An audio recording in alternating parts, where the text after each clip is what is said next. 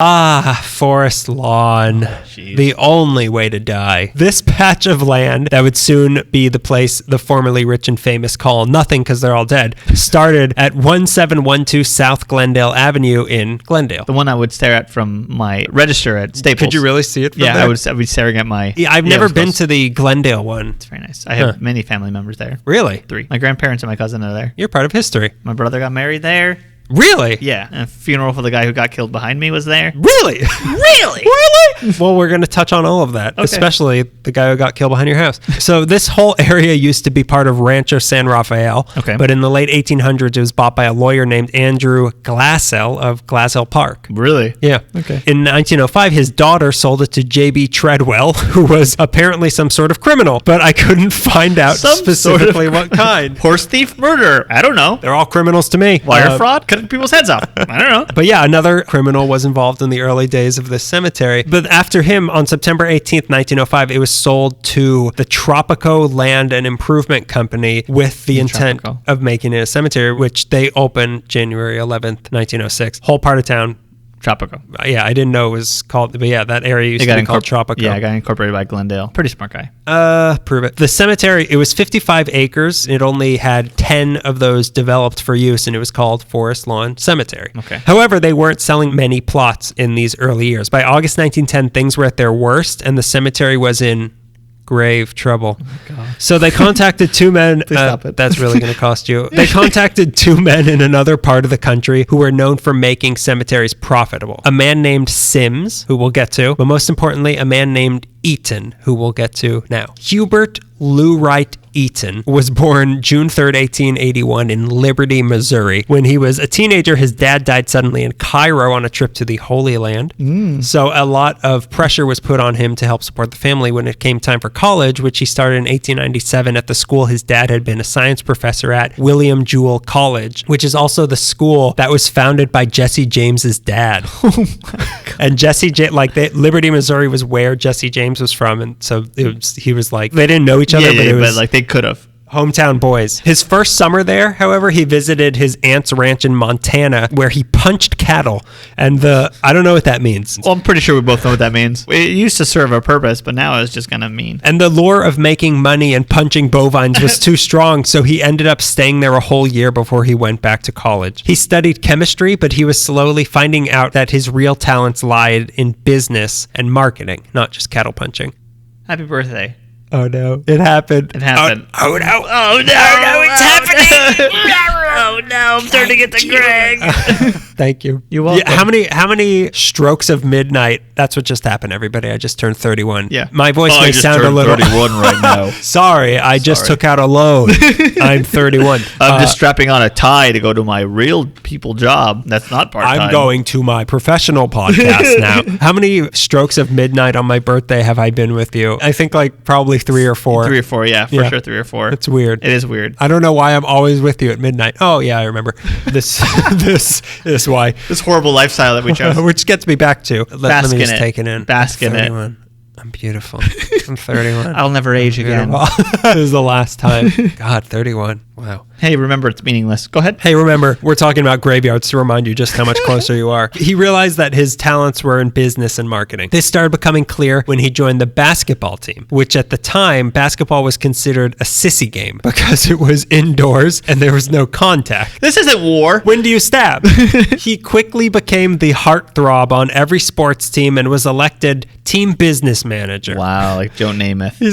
His first order of business was to raise ticket prices, but he also needed to get more people interested in the game. So he started taking out ads for the team in the paper and making flashy posters to put all around campus, come watch our games. When the Haskell Indians were coming to play a good old-fashioned game of sissy ball, free of any political correctness, Eaton made up a poster saying the Indians are coming, and he put it all around town. And all this promotion worked, and under his guidance, the basketball team started making enough money not only to cover their team fees, but all the team fees for all the sports teams in the school. Marketing. Sex sells. And he sold his sex, all right. He sure sold his sex. Good night, everybody. I'm 31. This joke is not more immature than me. This joke will age better than I am. But after graduating, he decided to put those business skills to rest, and he utilized his chemistry degree instead and got a job working at a mine in Montana. And within 4 years, he was promoted to first research chemist of that mine. Cool. After this, he got an even better job as chief chemist at a mine in Pueblo, Mexico. And then in 1909, he became general manager of his cousin's silver mine in Nevada. And that mine made $1 million in its first year. They built a whole town with new roads, new equipment around this mine. And then the earth shifted and the silver vein was lost. And they spent a year. How do we keep the earth from shifting like that again? I don't want to find another one. They spent a year and all of their money trying to find the silver vein again, and they did not. So now Eaton was lost. And in 1911, he found himself in St. Louis, where a friend told him about this man named C.B. Sims. That's not C.B. No, C.B. C.B. He had a crazy business proposition, which you were getting to. You see, at the time, when somebody died, you'd buy them a plot in a cemetery and you'd bury him. There was no pre-planning. There was no dibs on a spot in a cemetery before you were actually dead. But Sims believed that there was a market for people to buy cemetery plots for themselves while they were still alive, which was unheard of. Right. It was like ghoulish. You would not do this. I'm going to die one day. Stop it. No, you won't. Stop it. No, you won't. We don't know that. I'm 31. I'm going to die tomorrow. Sims pitched this idea of before-need plots to Eaton, who was extremely skeptical, but he decided to put his old business skills to work, and he started going door to door to sell living people cemetery plots. And he found that most people were not interested, except very Christian people. They were very interested, and Eaton had finally found a new silver vein. Fearful Christians. Who love peacocks. Who love peacocks and Little Caesars. Eaton and Sims formed the American Securities Corporation, selling people before-need plots, and their reputation spread far enough to Glendale, California, where the failing Forest Lawn Cemetery decided to reach out to them. In early 1913, Eaton and Sims took over sales operations of Forest Lawn with aggressive marketing on billboards, in the papers, on the radio. Feel like dying soon? Yeah. Are you 31? They would send people things in the mail. This was hand in hand with the city's land boom also. New people needed new land to live on. They needed new land to die on. But even so, people weren't buying. It was just like... I ain't buying it. I don't believe it. Maybe it was the overall skepticism of the before-need plots being sold, or maybe it was that the World War, the first one, was about to start and people were distracted, or maybe it was because a flood in 1914 took out the bridges going across the river to get into Glendale, but things weren't good. I like that you couldn't sell plots to people who were going to war or were going to die, and the floods where people were dying were making it worse, and people were still like, no, I don't have to worry about this. Not that. By this point, Sims had left the picture, but Eaton hung on, and by 1915, business was actually starting to pick up. I wonder why, World War I. But now Eaton wanted a piece of the action and a bigger role in the cemetery, but the owners denied him that. So in 1916, he started making plans to buy 100 acres in Eagle Rock to start his own cemetery, and this scared those old ghouls at Forest Lawn. They gave him whatever he wanted to then become manager. Within a year, he was president of the cemetery. But though business was picking up, Eaton still had a fundamental problem with the cemetery. It was ugly. To be honest, it was downright fugly. It was overgrown, and it was... going to date you. What a hitter. I'd rather spit her. Is that how it goes? I don't know. I was referencing Marla Hooch, but it's fine. Go ahead. It was overgrown. It was bleak. It was grim. It looked like a cemetery. So as the legend goes, Eaton on January 1st, 1917 was walking over the grounds, and he wondered, why does a graveyard have to be a sad place? Why did they have to be so gray and oppressive? Couldn't there be a beautiful passage to eternity instead of a little piece of hell? Why wouldn't there be a cemetery that only emphasized the positive memories of people and the sunny Southern Californianess of life? This was the day he decided to write what became known as the Builder's Creed, and he himself became known as the Builder. Wow. Bob?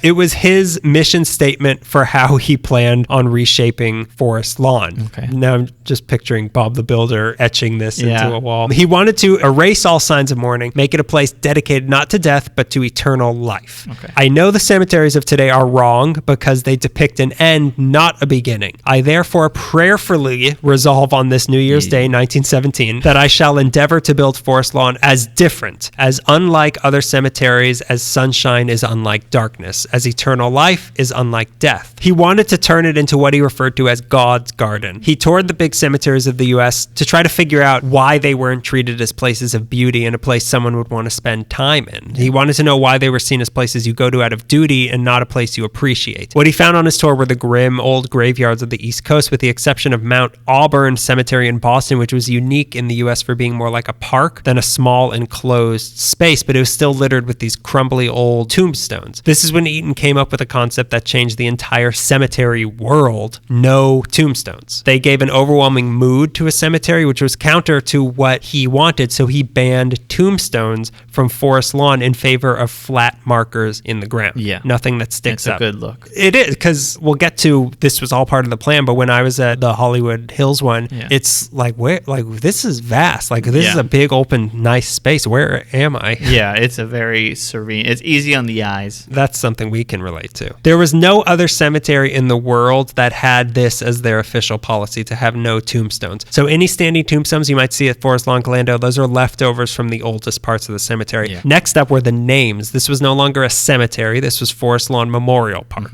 The other innovation he started was the naming of each section of the park, which was not something that cemeteries did. There's Whispering Pines, Dawn of Tomorrow, Slumberland, Graceland, Borderland. There's also Babyland and Lullaby Land, which are for children, complete with a replica of Sleeping Beauty's castle. And if that wasn't sad enough, the area is shaped like a heart, and around the heart are moms who wanted to be buried close to their kids. You know, we have been talking about cemeteries This whole entire time, man. We didn't just start right now. This giving pleasant names to the different sections of plots was another Eaton first. These were all ideas that seemed crazy and revolutionary at the time, but by the 30s, all the big cemeteries in the world were incorporating these ideas that he laid out. To make the place even more inviting and pleasant, he had music playing on speakers throughout the park. Aside from the actual grave parts of the graveyard, he also wanted the rest of the place to be beautiful with unobstructed views of the surrounding area, and more importantly, architecture and art. All the buildings and churches there that were built in the park were modeled after other renowned buildings in Britain and Italy, but Eaton took his art seriously, and he took it to a level no cemetery had ever seen before. Since he wanted this to become a place people come just to visit and enjoy the beauty, he needed art for that. So he proposed this to the board of directors. They told him art has no place in a cemetery, and most importantly, it's expensive. Yeah, we'll take artists. We won't take art. So Eaton just took it upon himself and bought his first piece of art with his own money. Duck Baby. Which is a statue of a girl holding a duck under each of her arms. That was the first one he got. He got that at the Panama Pacific International Exposition in San Francisco. But once you buy a duck baby, you can't just buy one duck baby. Yeah, you got to get all the duck mama, duck daddy, planes. the full duck dynasty. Yeah. He wanted Michelangelo's next, but he didn't just want he knew that much. I can't get a Michelangelo, but he didn't just want cheap knockoffs. He looked all over Europe to find the best recreation of Michelangelo's sculptures. Yeah. Forest Lawn is now the only place in the world with a complete set of reproduced Michelangelo sculptures. They're even made with rock from the same quarries as the real ones were. The only thing that was not exact in the collection was that the David there used to have a fig leaf over the juiciest part, which people called them prudes for years. Show me the peepees. I want to see it. You're being withholding. If he doesn't show his, you got to show yours. Rules are rules. You show me his, I'll show you mine. In the 1971 earthquake, the whole statue crumbled. Oh my God. Which, except for one part. the fig leaf fell off. I knew it was under there. The picture of that is so funny though, because it's not Eaton, but it's the other guy who took over, and he's like, it's a David and Goliath photo where he's just standing over this crumbled statue of David. So then when they decided to make a new one, they decided that the public was mature enough to see David the way Michelangelo made him. So now the new one is raw and exposed for anyone to go and sketch. You pervert. You like that? You like you go to a cemetery and that's what you're looking for? I came for bones, not this. Not one particular one. There are marble statues all around the Great Mausoleum that were made in Rome in the 20s by Ernesto Gazzeri. The front gates are the biggest wrought iron fences in the world. Really? They're bigger than Buckingham Palace. Wow. The Memorial Court of Honor, which Eaton saw as the Westminster Abbey of Southern California, has a stained glass on it that took 7 years to make. And today, throughout all the Forest Lawns, there's over 500 pieces of stained glass. There's also an Americana section to the place with sculptures of Teddy Roosevelt, Abraham Lincoln, Mark Twain, and George Washington. Speaking of Washington, supposedly the giant chain links in the Court of Freedom, there were some of the actual chain links that were used to defend the Hudson River in 1776. You're kidding. That's what they say, which that's crazy that they have it. It's also crazy that they put giant chain links across a river to keep out. They were still figuring things out. If we pull it up, the boats will trip. The boat legs will trip, right? The first first building dedicated specifically as an art gallery there was Holly Terrace, but since 1957 they've had their museum there, filled with things like they have one of the Easter Island heads. They have a collection, one of every type of coin mentioned in the Bible, which used to belong to Eaton's dad. They have tons of exhibits also that have nothing to do with the cemetery, which sounds kind of weird, but it makes sense because Eaton wanted this to not just a cemetery, it's just another venue in the city for the living. And stay tuned a few weeks from now because we're going to be doing a field trip there in a couple weeks. Get ready for it. Before need, prepare for this. They also apparently used to have talking statues, which seem definitely not tacky. Like in the Haunted Mansion? Yeah. They would project in your car driving out. Oh, there might be someone in their back You seat might be taking with grandma with you. There's always one way out. It's the exit. But the crown jewel of the place may be one particular painting. It was made by a Polish painter named Jan Stajka when Forest Lawn was still a patch of grass without people under it. It was a painting of the crucifixion that was made between the year 1894 and 1897. And the reason it took so long, it's because it's 195 feet long and 45 feet tall. You're kidding. This was so deep of a religious obligation to Stajka to make this definitive painting of the crucifixion. Before he started, he had his paint palette blessed by Pope Leo XIII. Wow. He didn't tell him he's got green all over his face. I'm still astounded by the size of it. Speaking of David. No, we'll get to more about the size. Yeah. I mean, we'll talk about fitting it in. We'll fit it in later. No. Oh, geez. Oh, geez. But yeah, no, it's huge. The finished thing was so moving and impressive, it started going on tour around Europe and was even put on display in one of the palaces of Tsar Nicholas II, who was the last Tsar, the Rasputin Tsar of Russia. He was the last one. But in 1904, it came to America for the St. Louis World's Fair and everything got ruined. When it got there, they realized it was too big to display anywhere in St. Louis. We're going to park Spruce Goose on top of it. There was no room, so they just rolled it up. But Stajka had brought other paintings of his to display and sell, but a fire broke out at the fair and burned all of those on the last night of the expo. So now all he had was no money and a 195-foot-long painting of the crucifixion.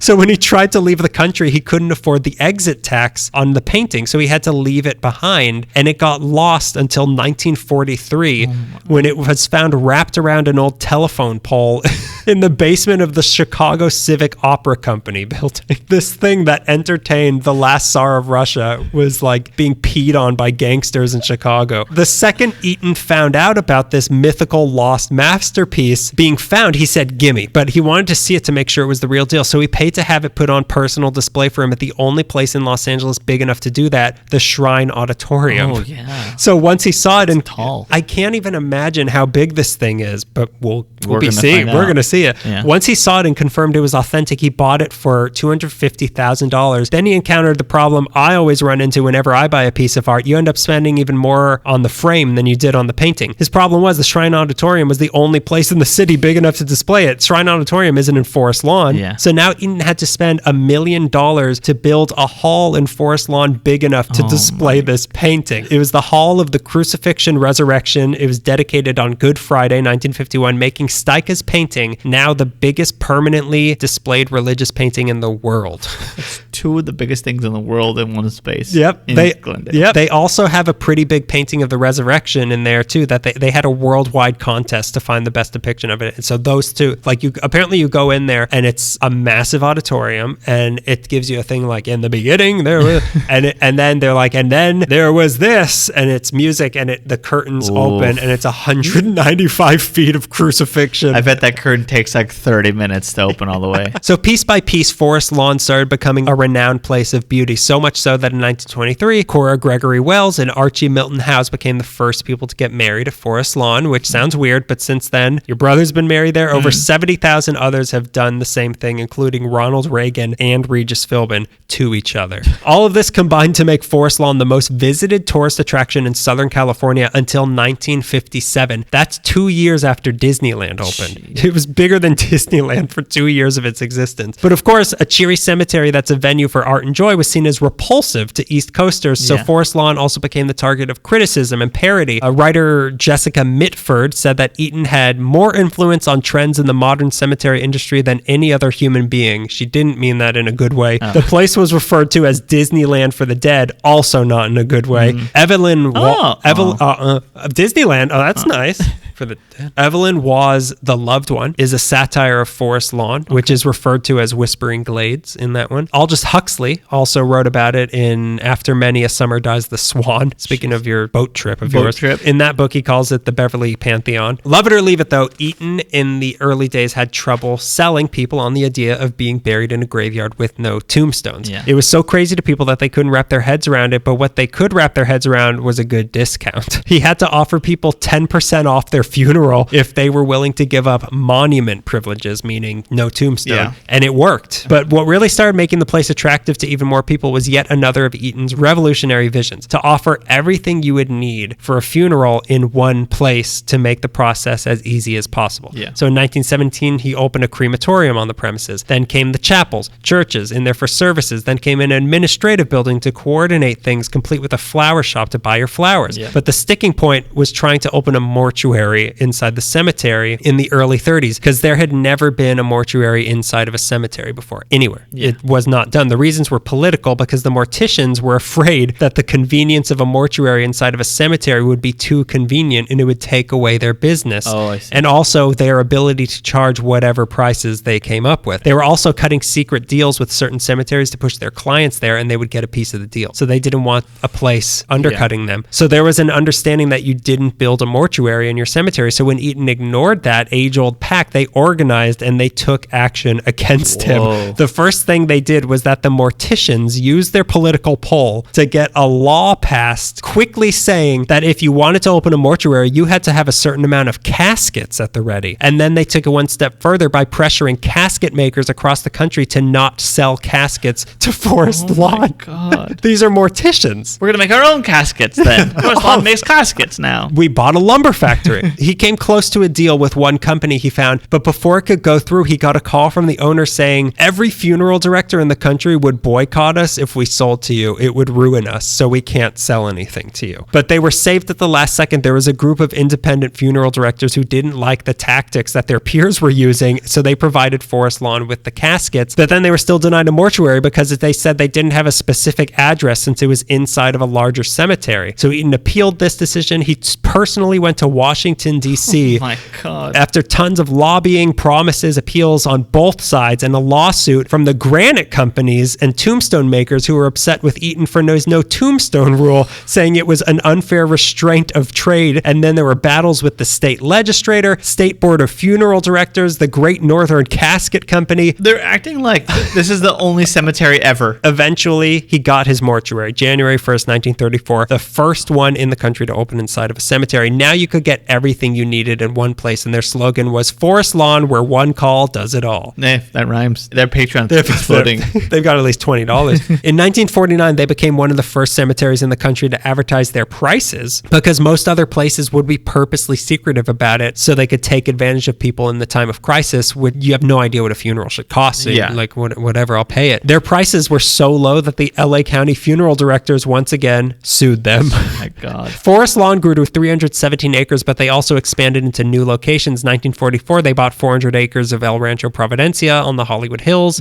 serviced the population of the valley that was growing, 6,300 Forest Lawn Drive. First burial there was on March 8th, 1948. The art in that one is more colonial focused, and since this was built longer after the Builder's Creed, there are no tombstones at all anywhere in this place. 1959, they opened one in Cypress. 1965, they opened one in Covina Hills, which has the Life of Christ mosaic, which is the biggest mosaic in the Western Hemisphere. Wow. That's 172 feet long by 35 feet high. In 1978, they bought an older cemetery in Long Beach, made that their own. All in all, there's now 11 Forest Lawn locations in Southern California. Now, even though they say they give no preferential treatment to anybody who is buried there, the Glendale and Hollywood Hills ones are pretty well known for the celebrities. Yep, We're going celebrity hunting. They wouldn't let me go see W.C. Fields. Well, yeah. yeah. You should know. Nor should you. Let's name every single famous person buried there. Samuel Goldwyn, Edith Head, Gummo Marx, Mary Wells, Clark Gable, Walt Disney, Carol Lombard, Humphrey Bogart, W.C. Fields, don't look at him. Michael Jackson, also don't look at him. Elizabeth Taylor, Buster Keaton, Harold Lloyd, Lon Chaney, Nat King Cole, Sammy Davis Jr., Sam Cooke, Jimmy Stewart, Errol Flynn, Red Skelton, now goes by White Skeleton, Joe E. Brown, Chico Marx, Sid Grauman, Louis L'Amour, L. Frank Baum, Jack LaLanne, Spencer Tracy, Fay Ray, Fritz Lang, Albert Broccoli, Bob Clampett, Betty Davis, Lucille Ball, Liberace, Stan Laurel, Gene Autry, Lou Rawls, Carrie Fisher, Debbie Reynolds, Art Mark Tatum, Lauren Bacall, Pope John Paul II visited Forest Lawn, Glendale once. Then there's the old friends of our show, King Gillette, Yes. the razor guy Yeah, from I remember Malibu, that. Marion Parker, Amy Semple McPherson, William Mulholland, William Wrigley Jr., and of course, Mary Pickford. Sweet little Mary Pickford. She's buried everywhere, actually. That's where Marion Parker ended up? Yeah. They're pretty secretive and they're discreet about where the celebrities are. They're not going to tell you because even though they want people just to hang out there, it's still a graveyard. Yeah. You aren't even allowed into the Grand Mausoleum because there's so many celebrities in there and just as many security cameras. There's also the secret garden where a lot of the big celebrities are, but only friends and family of people buried there have a special key to be able to get in there. The most exclusive part of the cemetery is the Court of Honor. You can only be buried here if you're specially selected by the Forest Lawn Council of Regents, and the only ones who have ever made it in here are Jan Stuyka, the guy who painted the crucifixion, right, yeah. Gutzon Borglum, who's the guy who made Mount Rushmore, Okay. Carrie Jacobs Bond, who wrote the song I Love You Truly, no idea, composer Rudolf Frimmel, no idea, Robert Andrews Millikan, who was a Nobel Prize winner for something I couldn't understand, Dr. Rufus B. von Kleinschmidt, who was a chancellor of USC, and the last one, of course, Eaton himself, who died September 20th, 1966 in Beverly Hills. Eaton had completely changed the funeral industry and the looks of cemeteries forever, but let's not also forget that in the early days of the cemetery, they didn't allow Jewish, Black, or Chinese people, and during the 60s, he was also pro-segregation. In 1945, Eaton's nephew... Pretty big pothole there, huh? In 1945, Eaton's nephew, Frederick Llewellyn, joined the place, and after Eaton died, management went over to him. Today, the place is now run by that guy's son. So now you know who to email to reserve an early spot in the Court of Honor for the two most important people in LA history. Us. Imagine Us dying. That's weird, huh? I'm 31. I'm going to live forever. I'm 30. I'm going to live forever. Oh, no. Oh, no. I had no idea all of that about Forest Lawn. Both of these things, because you were saying, like, what's there really to say about a cemetery? And I started Valhalla, and I'm like, oh, okay, it's crime haven. Right. Yeah. And then I started this, I was like, oh, okay, so this revolutionized cemetery. Of course it did. It's so weird to think the words revolutionized cemeteries. The hottest new thing in graveyards. I thought it was just like, well, they're either above ground or they're below ground. Like, I thought that was the difference in cemeteries. They could be a little bit of both. He perfected the carrot sticking out of the ground method where their heads would be sticking out.